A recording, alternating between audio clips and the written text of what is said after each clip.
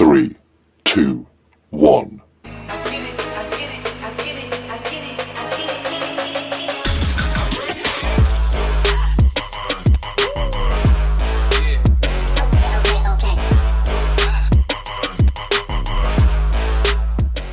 morning, good afternoon, good evening.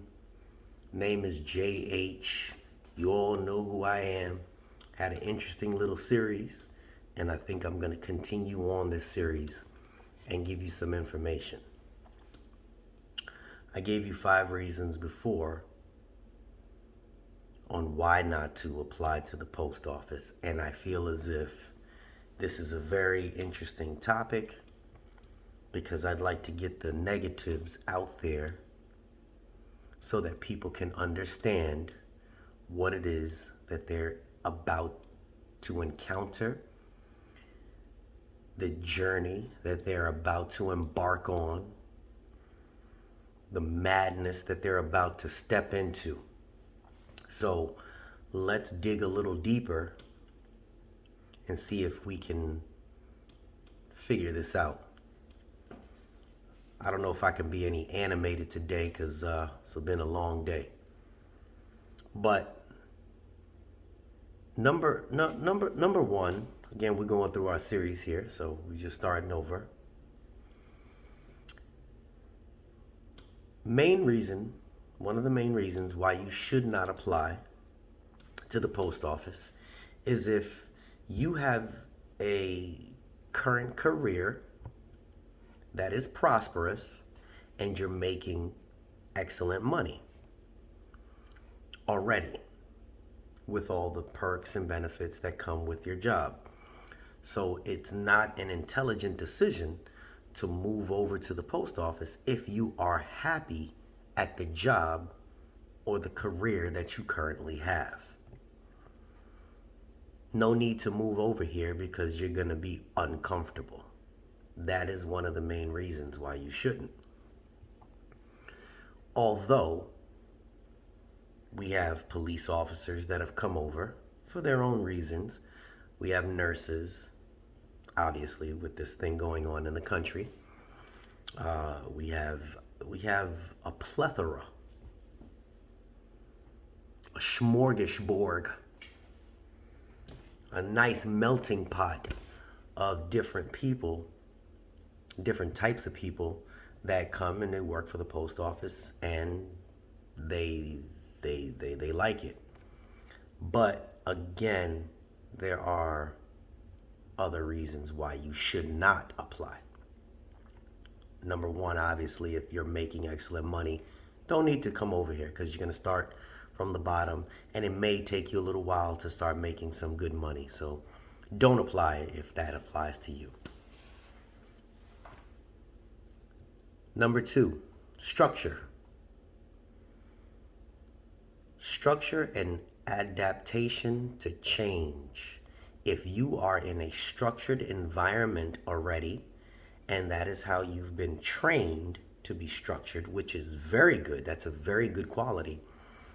When you step into the post office, it is going to be like walking again into a twilight zone. It's going to be everything that you were not ready for. Structure seems to be non-existent, although there is a reason that they do what they do. It's just the way that they don't translate what their mission is, which can frustrate the average Joe. For example, if there were a team meeting at the beginning of the day and say, listen, we need 20,000, I'm just making numbers up. I don't know what they do behind the scenes, so just bear with me. Just giving you an example. But if they said, hey, listen, we need 20,000 pieces of mail inducted, we need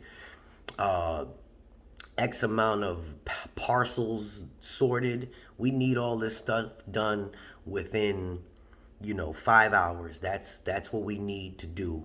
And we have, 25 people to do it. Your job duties will change. Just be prepared. You may not be stuck at one machine, but we're going to be moving you guys around. Where we see somebody falling short, we're going to move you from one spot to the other, and we're going to do our best in order to make it as easy and the work distributed as evenly as possible. I could respect that. I could respect somebody telling me that. Things change throughout the day. Unfortunately, they do not relay those messages. They do not relay their needs. So, yes, it gets extremely overwhelming. You walk into a station and you have, X amount of routes that are free, and you know that you a grinder and a hard worker, and it seems like, damn, because I work so well, they want to toss more work at me.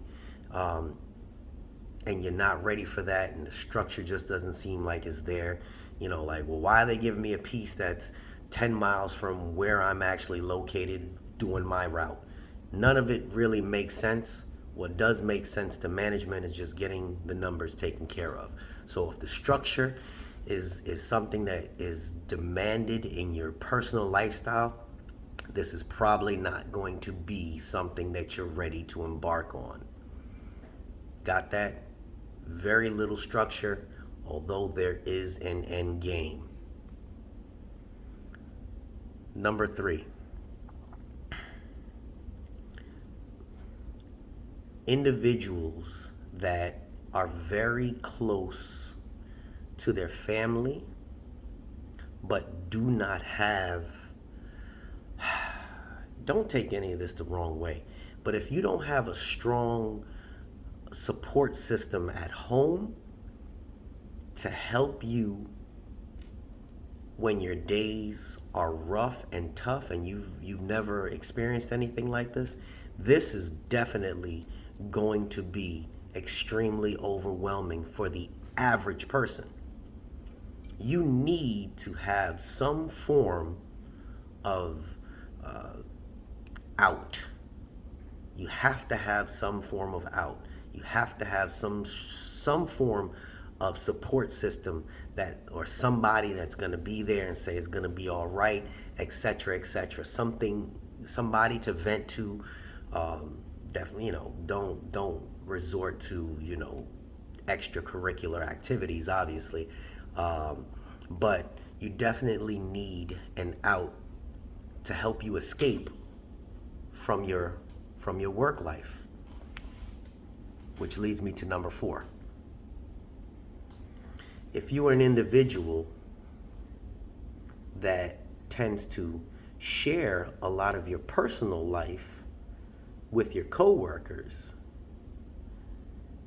it's probably not a good place for you, because this is as crazy as it seems, it's almost like a family.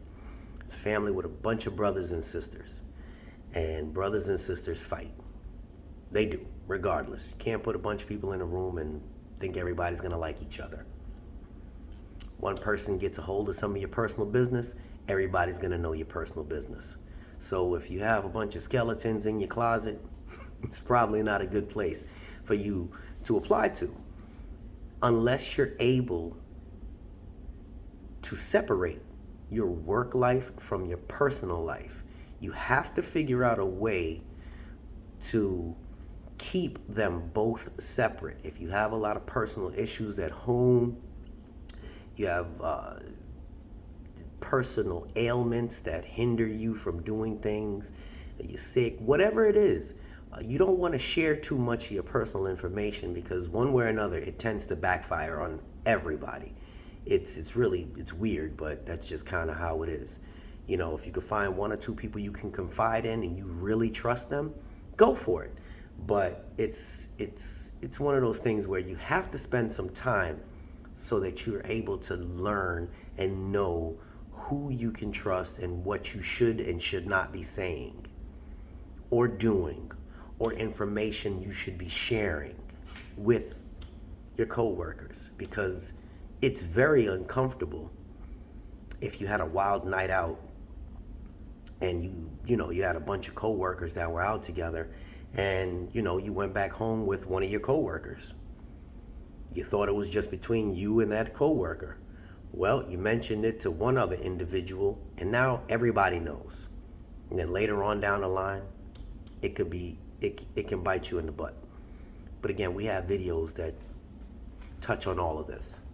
So definitely make sure you're able to separate your personal life from your work life if you want to work for the post office. It can be very toxic if you set yourself up for failure. Not everybody's supposed to know what you do outside of work. Number 5. Number 5. Whew. If you are one of those individuals that are, I wouldn't say combative, I wouldn't say disagreeable, but you tend to question everything that is any order that's given to you from your superior, it will make it seem like you are you're going to be a problem later on.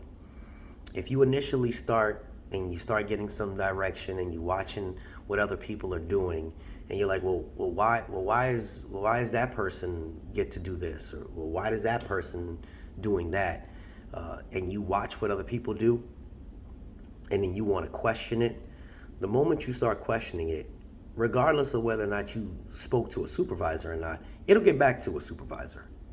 And then that starts going into your, I wouldn't say go into your file, but you've created your whatever builds around you as a person. And that follows you. Regardless of whether or not that's the person you are, that's the person they perceive. They always say, first impression is lasting impression. They give you 90 days to make that impression. And if you're a person that calls out regularly, that's the impression that they assume. You're a person that complains about your feet hurting, to everybody, or you're a person that injures yourself. Those little things get back to management one way or another. You're a person to question why you have more work than the other person. That type of stuff will get back, and that is what they build around you. They're going to say, oh, well, Sally always moans and groans when we give her, a piece to go downtown, or whatever the case is. You have to make sure that you have to carry yourself almost in a professional manner. This is regardless of all the other negatives that we threw in there, it is a professional work environment.